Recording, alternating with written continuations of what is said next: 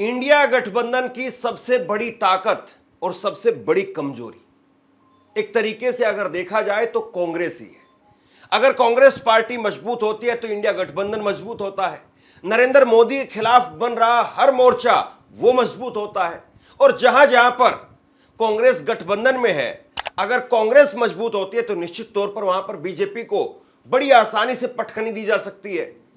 उदाहरण के तौर पर आप बिहार के चुनाव का नतीजा उठा करके देख लीजिए। बिहार के चुनाव के रिजल्ट उठा करके देखेंगे तो आपको तस्वीर समझ में आने लगेगी। राहुल गांधी एक नए प्लान पर काम कर रहे हैं और जिसको लेकर के दिल्ली में कांग्रेस मुख्यालय के अंदर मैराथन बैठकें हो रही है।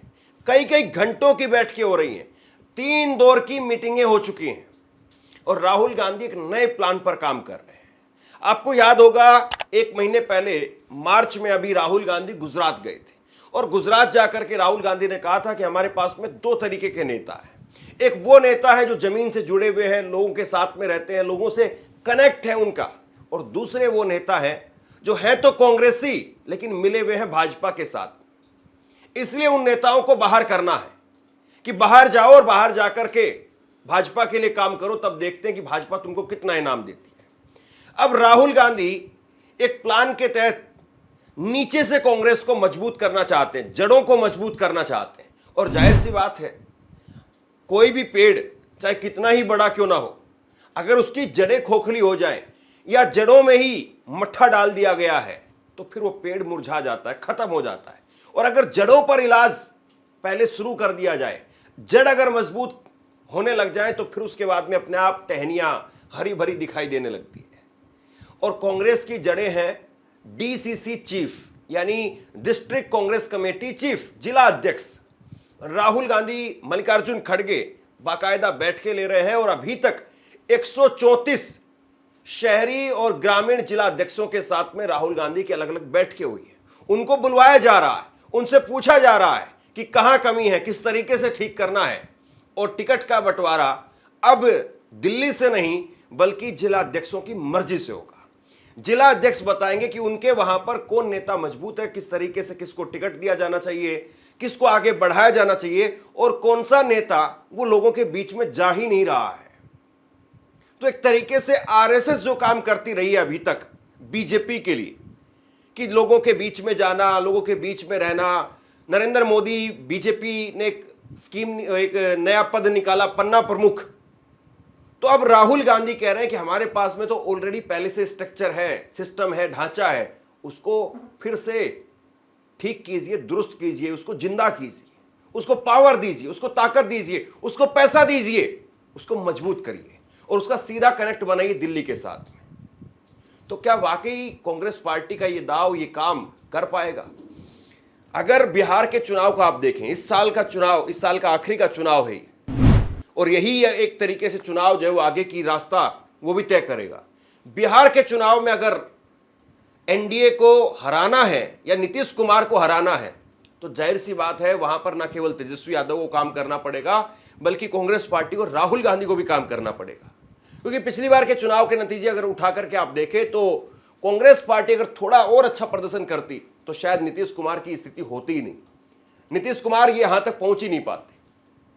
खैर, अब राहुल गांधी ने जिस तरीके से बैठकें की है, इसके बाद में वो कई सारे प्लान पर काम कर रहे हैं और किस तरीके से मजबूत करने की बात हो रही है जरा देखिए। राहुल गांधी कह रहे हैं कि भाई केवल चेहरा मत बदलो, कि संगठन में फेरबदल कर रहे हैं, इसके नाम पर केवल चेहरा मत बदलो, बल्कि पूरी तरह से आमूलचूल परिवर्तन होता हुआ दिखाई देना चाहिए। ऐसा नहीं कि उसको हटाया तो उसको लगा दिया, या फला कोई नेता है उसको हटा दिया तो उसकी पत्नी को, उसकी भाभी को, उसके बेटे को बना दिया। ढंग से जो है वो काम करो, आमूलचूल परिवर्तन होता हुआ दिखाई देना चाहिए। इसके बाद में कह रहे हैं कि भाई जमीन मजबूत करो, जमीन अगर मजबूत होगी तो फिर अपने आप जो है वो चीजें ठीक होने लगेगी। यानी डीसीसी चीफ उसको मजबूत करो, पूरी छूट दी जाए डीसीसी चीफ को। यह भी राहुल गांधी की तरफ से जो है वो यहां पर कहा जा रहा है कि पूरी छूट दो, उसको काम करने की छूट दो, टिकट बंटवारे में उनकी राय को शामिल करो, आर्थिक रूप से मजबूत करो, पैसा दो उनको, ताकि यहां पर कांग्रेस पार्टी कोई भी प्लान निकालती, कोई नारा निकालती है तो उसको गांव गांव तक, गली गली तक, घर घर तक अगर कोई पहुंचाएगा तो वो डीसीसी जिला अध्यक्ष है, जिला अध्यक्ष पहुंचाने का काम करेगा। और ताकत का बंटवारा होना चाहिए, मतलब सत्ता जो है वो केवल कुछ नेताओं के हाथ में ना रहे। हालांकि कांग्रेस पार्टी विपक्ष में है, लेकिन ताकत तो फिर भी एक तरीके से हर पार्टी के पास में होती है। और जो पार्टी इतनी बड़ी पार्टी रही है या 54-55 साल तक सत्ता के बीच में रही है, तो एक तरीके से उन नेताओं को एक गुमान होने लगता है कि हम अभी भी पावर में ही हैं। तो राहुल गांधी कह रहे हैं कि आपके पास में जो पावर है उसका बंटवारा होना चाहिए, ताकत का बंटवारा होना चाहिए। डीसीसी चीफ वो निगरानी करने का भी काम करेगा और उसको प्रमोशन भी दिया जाए। और इस सब की बानगी उस वक्त में देखने को मिली थी जब राहुल गांधी ने गुजरात में कह दिया था कि 2 तरीके के नेता हैं। मतलब उस वक्त में लगा था कि वाकई कांग्रेस ना केवल इस बात को कह रही है कि ये साल यानी 2025 का साल संगठन का साल है। उस वक्त में ये बात कही जा रही थी और हमारे जैसे पत्रकारों ने भी सवाल पूछा था कि कांग्रेस पार्टी कहती बहुत बार है लेकिन करती हुई दिखाई नहीं देती है। लेकिन मार्च में उस बात को कहा गया, अधिवेशन में जो है इस साल को 2025 के साल को संगठन का साल घोषित किया। मार्च के अंदर राहुल गांधी ने गुजरात में बात कही और अब अप्रैल की शुरुआत हो रही है और अप्रैल की शुरुआत में एक्शन दिखाई दे रहा है। यानी अभी आप ये मान करके चलिए कि बीते 9 महीने जो इस साल के बचे हुए हैं उसमें किस तरीके से ताबड़तोड़ एक्शन होता हुआ दिखाई दे रहा है। डिवीजन है। अभी यहां पे बैठे हुए हैं सब लोग, मगर 2 टाइप के हैं।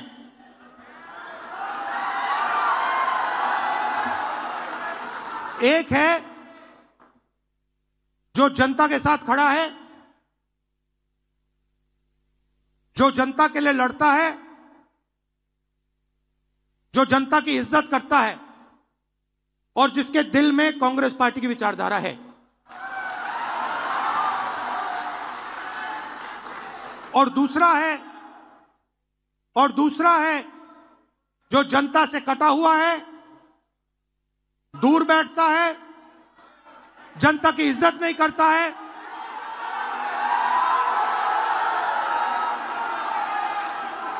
और उसमें से आधे बीजेपी से मिले हैं।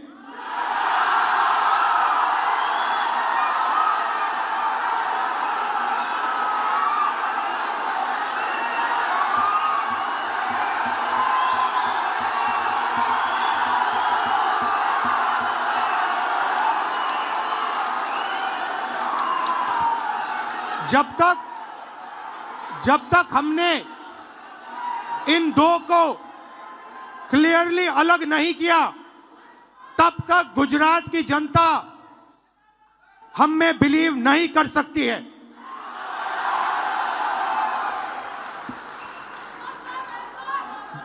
गुजरात की जनता, गुजरात के व्यापारी, गुजरात के स्मॉल और मीडियम बिजनेसेस, गुजरात के किसान, गुजरात के मजदूर, गुजरात के स्टूडेंट्स ऑपोजिशन चाहते हैं, विकल्प चाहते हैं, बी टीम नहीं चाहते हैं।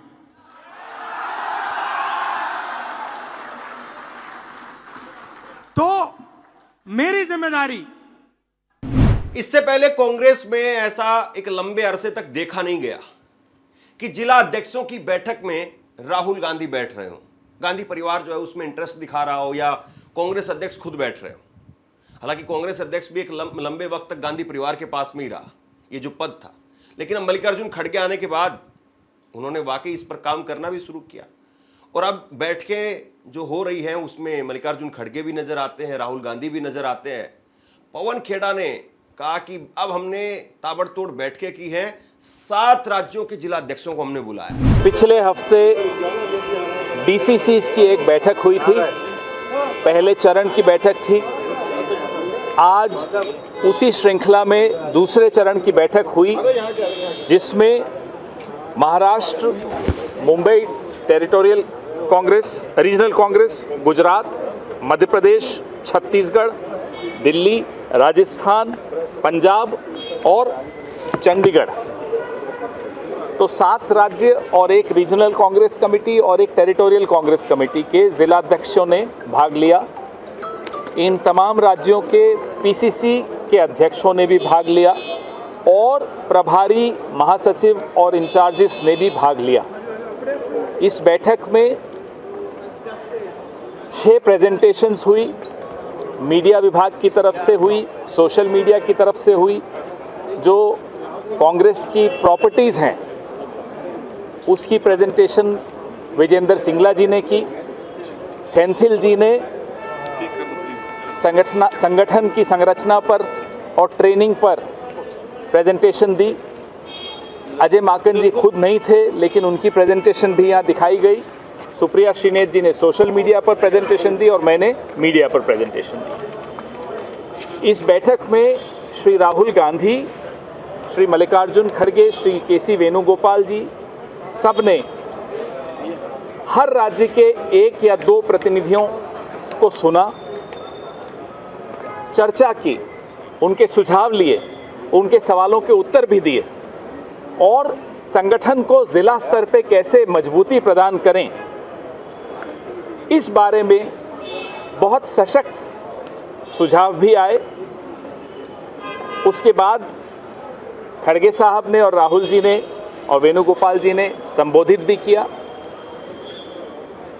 संबोधन में हमारे नेताओं ने, हमारे नेतृत्व ने एक बात पर बड़ा जोर दिया कि डीसीसीज को, जिला कांग्रेस कमिटीज़ को अब बहुत ताकत देने जा रहे हैं, बहुत पावर उनका बढ़ाने जा रहे हैं और बढ़ी हुई ताकत के साथ, बढ़े हुए पावर के साथ जिम्मेदारियां भी बढ़ने जा रही हैं, जवाबदेही भी बढ़ने जा रही है और उनकी जो परफॉर्मेंस है उसको मेजर किया जाएगा, उनकी जो उनका काम होगा उसको नापा जाएगा। उसका भी एक प्रेजेंटेशन हुआ कि कैसे नापा जाएगा, वोटर्स लिस्ट से लेकर और जो कार्यक्रम एआईसीसी या पीसीसी की तरफ से आते हैं उसमें भाग लेने की उनकी क्या अटेंडेंस रही, क्या परफॉर्मेंस रही, ये सब चीज़ें नापी जाएंगी। यह भी कहा गया कि पंचायत स्तरीय चुनाव हो, निकायों के चुनाव हो, विधानसभा के चुनाव हो या लोकसभा के चुनाव हो, नापते वक्त यह भी देखा जाएगा कि वोटिंग परसेंटेज किस जिले में कितनी बढ़ी या घटी, जो भी होगा उसके आधार पर जिलाध्यक्ष का करियर या उसका भविष्य तय किया जाएगा। जिला अध्यक्ष की पावर क्या होती है, जरा इस बात को समझिए। आपने अलग अलग नेताओं की रैलियां देखी होंगी। अगर रैलियों को कोई भरने का काम करता है, ग्राउंड को कोई भरने का काम करता है, तो कोई सांसद नहीं भरता है, कोई विधायक भी नहीं भरता है, कोई मंत्री भी नहीं भरता है, कोई मुख्यमंत्री भी नहीं भरता है। अगर ग्राउंड भरे जाते हैं तो उसमें जिला अध्यक्ष होते हैं, जिसकी वजह से ग्राउंड भरते हैं। एक एक जिला अध्यक्ष को जिम्मेदारी दी जाती कि आप अलग अलग, आपके इतने गांव लगते हैं या आपके इतने ब्लॉक लगते हैं, आप उस ब्लॉक के अंदर से, उन गांवों के अंदर से इतनी बसें लेकर के आएंगे, इतने लोग लेकर के आएंगे, तब जाकर के बड़े बड़े मैदान भरते हैं। तब जाकर के वो भीड़ दिखाई देती है, 2 लाख, 5 लाख, 10 लाख वाली भीड़। कोई नेता, कोई मंत्री, संतरी अपने दम पर उस भीड़ को नहीं ला सकता है। उस भीड़ को जिला अध्यक्ष ला सकते हैं। जिला अध्यक्ष को पता है कहां से लोग आएंगे, कौन से लोग आएंगे। जिला अध्यक्ष को पता है कि कौन सी गली में, कौन से गांव में, कौन से मोहल्ले में उनकी पार्टी के समर्थक लोग हैं। मंत्री तो कोई आता भी है तो जिला अध्यक्ष के सहारे जाता है। यानी जिला अध्यक्ष एक तरीके से उस किताब को खोलने की चाबी है। आप जब तक उसमें चाबी घुमाएंगे नहीं, ये चाबी आपके पास में होगी नहीं, तो आप डायरेक्ट जा ही नहीं सकते। किसी गांव में अगर पता करना है तो जिला अध्यक्ष ही आपको बता सकते हैं कि फलां गांव में हमारा वर्कर है या नहीं, और वो फलां गांव में हम मजबूत हैं, फलां गांव में हम कमजोर हैं। और राहुल गांधी इस बात को कहीं ना कहीं बड़ी गहराई से देख रहे हैं कि अगर हम पिछली बार वाला प्रदर्शन बिहार में अगर रखते हैं तो निश्चित तौर पर फिर बिहार में इंडिया गठबंधन हार जाएगा। लेकिन अगर कांग्रेस पार्टी ने मजबूती अपनी दिखाई तो उस पर कम से कम एक सवाल खड़ा नहीं होगा कि आपकी वजह से हम चुनाव हार रहे हैं, आपकी वजह से जो है ये हो रहा है। क्योंकि बिहार में अगर आप देखें 2020 का चुनाव तो 19 सीटें केवल कांग्रेस पार्टी जीत पाई। अगर यही कांग्रेस पार्टी 30-35 सीटें जीत जाती, कम से कम 40 के आसपास हो जाता, तो नीतीश कुमार की जरूरत नहीं पड़ती। आज इंडिया गठबंधन की, महागठबंधन की सरकार चल रही होती और नीतीश कुमार का किस्सा वहीं पर खत्म हो जाता। लेकिन कांग्रेस पार्टी कमजोर कड़ी बनती जा रही है।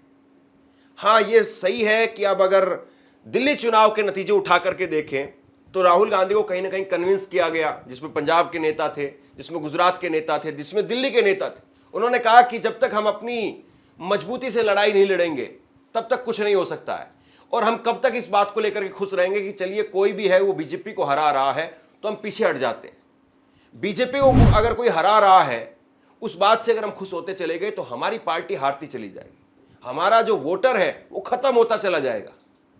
और इस बात को दिल्ली में राहुल गांधी ने, कांग्रेस पार्टी ने समझा। सीट भले ही नहीं आई हो, वोट भी केवल 2% ही बढ़ा हो, लेकिन इसके साथ साथ राहुल गांधी ने दूसरे नेताओं को भी संदेश पहुंचा दिया कि आपको कांग्रेस पार्टी की अहमियत को समझना पड़ेगा। कांग्रेस के साथ में चलोगे तो कांग्रेस जिता भले ही नहीं सकती हो, लेकिन हरा जरूर सकती है अगर खिलाफ में गई तो। लेकिन इसके साथ साथ आपको यह भी करना पड़ेगा कि आपको अपना संगठन भी मजबूत करना पड़ेगा। ऐसा नहीं है कि आप जबरदस्ती कान ऐंठ करके, कान मरोड़ करके लालू यादव से, तेजस्वी यादव से 100 सीटें लेकर के आ जाएं और फिर आपका रिजल्ट वही आए 20 सीटें, 15 सीटें, 25 सीटें, तो फिर क्या होगा? इससे अच्छा तो यह है कि आप 50 सीट लीजिए, 50 सीट में से 30 सीट लेकर के आइए, 35 सीट लेकर के आइए, 60 सीट लीजिए, 40 सीट लेकर के आइए। आपको रिजल्ट दिखाना पड़ेगा। अगर आपने रिजल्ट नहीं दिखाया तो एक चुनाव में तो आपकी हिकड़ी चल सकती है, लेकिन दूसरे चुनाव में, यानी बंगाल का चुनाव है इसके बाद में, बंगाल के चुनाव में ममता बनर्जी, आपको पता है कि वो एकला चलो की नीति अपनाती है, तो वहां पर अगर बिहार में कांग्रेस ने अच्छा किया तो हो सकता है कि बंगाल में गठबंधन हो जाए, और बंगाल से थोड़ा सा ऊपर जाएंगे आप तो असम, जहां पर बीजेपी और कांग्रेस का सीधा मुकाबला है, लेकिन वहां पर हो सकता है कि फिर टीएमसी आपको मदद करे। अगर आप बिहार में अच्छा प्रदर्शन करते हैं, अगर आप बंगाल में भी अच्छा प्रदर्शन करते हो, ट्यूनिंग कम से कम पर्दे के पीछे ही सही, अगर ममता बनर्जी के साथ में ठीक हो जाती है तो हो सकता है कि ममता बनर्जी फिर आपको असम में मदद करे, और असम के लिए भी आपको तैयारी करनी पड़ेगी। और राहुल गांधी को कम से कम इस बात को भी देखना पड़ेगा कि जो नेता एक वक्त में कांग्रेस में थे और कांग्रेस को आंख दिखाने लगे, उन नेताओं का राहुल गांधी ने, कांग्रेस पार्टी ने इलाज किया भी, या यूं कहें कि जो गांधी परिवार के लिए खास तौर पर बड़ा चुभन पैदा करने वाला काम करने लगे, जैसे स्मृति ईरानी को। तो ऐसा नहीं कि कांग्रेस पार्टी ने करके नहीं दिखाया है या करके दिखा नहीं सकती, लेकिन वो ताकत भी तो आपको दिखानी पड़ेगी ना। अमेठी में अगर स्मृति ईरानी हारी तो उसके पीछे प्रियंका गांधी का वहां पर डेरा डालना है, और उसके पीछे केएल शर्मा की वहां पर जमीन पर पकड़ थी, जो पिछले लंबे समय से वो लगातार वहां पर काम करते रहे, करीब 15-20 सालों से। तो वो पकड़ और उसके बाद में प्रियंका गांधी की वहां पर ताकत जो वो जुड़ी, तो अमेठी में स्मृति ईरानी हार गई। तो कांग्रेस पार्टी अगर इस कॉम्बिनेशन के साथ में चलती है कि संगठन की पकड़, संगठन का काम, संगठन की मजबूती, जमीनी लेवल पर कार्यकर्ताओं की मजबूती, और ऊपर से शीर्ष नेतृत्व की ताकत अगर एक साथ जुड़ जाती है तो निश्चित तौर पर आप केरल में खेला कर सकते हैं। केरल में 20 सीटें लोकसभा की, 19 सीट कांग्रेस पार्टी के हाथ में।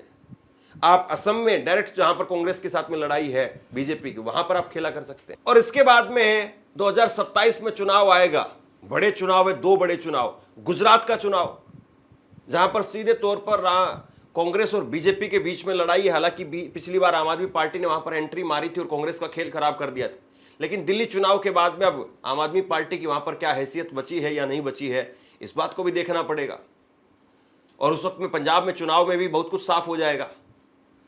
आपको 2027 में उत्तर प्रदेश के चुनाव में भी देखना है कि समाजवादी पार्टी के साथ में लड़ने में ज्यादा बेहतरी है, या वहां पर अगर लड़ा जाए तो कहीं पर वही बिहार वाली हालत ना हो कि सीट ले लिया, रिजल्ट नहीं लेकर के आ रहे हैं। क्योंकि अगर उत्तर प्रदेश में अगर विधानसभा की बात करें तो वहां पर सन्नाटा है कांग्रेस के लिए। तो जो लोकसभा के अंदर आपने हासिल किया है उसको विधानसभा में कैसे कन्वर्ट कर सकते हैं, और विधानसभा से जीत हासिल करके और 2029 में लोकसभा में कैसे एक बड़ी जीत में तब्दील कर सकते हैं, ये सारा गणित वहीं पर जाकर के जुड़ता है। सोचिए कि अगर 2024 के चुनाव से पहले अगर कांग्रेस ने मध्य प्रदेश, छत्तीसगढ़, राजस्थान को जीत लिया होता तो एक मोमेंटो बन जाता कि वाकई कांग्रेस पार्टी में कुछ है, कांग्रेस पार्टी कुछ कर रही है। अभी जो 99 सीट आई हैं वो निश्चित तौर पर कांग्रेस पार्टी की, राहुल गांधी की यात्रा उसकी वजह से, और नरेंद्र मोदी के नेताओं ने जिस तरीके से आरक्षण को लेकर के, संविधान को लेकर के जो बातें कही, उससे लोगों के अंदर जो एक बैकफायर हुआ, उससे कांग्रेस को बड़ा फायदा हुआ। लेकिन अब उस चीज को मजबूती से किस तरीके से फॉर्मूले के तौर पर ढाला जाए और लोगों की उस पकड़ को मजबूत किया जाए, इस पर काम होना बेहद जरूरी है। राहुल गांधी बैठकें ले रहे हैं, बार बार मैराथन बैठकों का दौर चल रहा है, इसका हासिल क्या होता है, यह बड़ा सवाल है। शेयर कीजिए इस खबर को, और आप क्या सोचते हैं नीचे कमेंट बॉक्स में लिख करके जरूर बताइए।